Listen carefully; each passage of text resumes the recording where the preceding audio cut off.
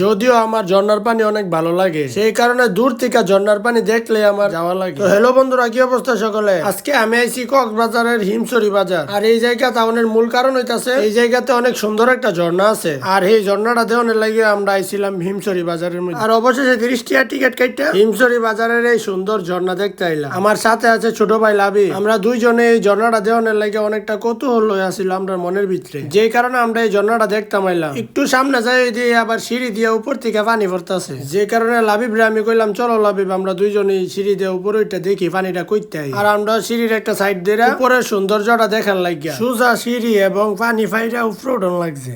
উম্মা উফরইটা দিয়ে ঝর্ণার পানি এক পাহাড়ের সিফাতে আবার দিয়ে এই পাহাড়ের আশেপাশে থেকে মাটি ভাঙ্গা নিচে পড়তেছে, যে কারণে আমরা আর ভিতরে গেলাম না, কারণ সবাই এই জায়গাটার থেকে ফিরাইতেছে। কারণ এন্দার দেহনের আর কোনো কিছুই নাই, ঝর্ণার পানি এন্দার থেকে পাহাড়ের এক সিফার থেকে পড়তেছে। আর সন্ধ্যা হওয়ার কারণে আর ভিতরে আমি গেছি না। আমরা ঝর্ণা দেখে সমাপ্তি করলাম। আল্লাহ হাফেজ।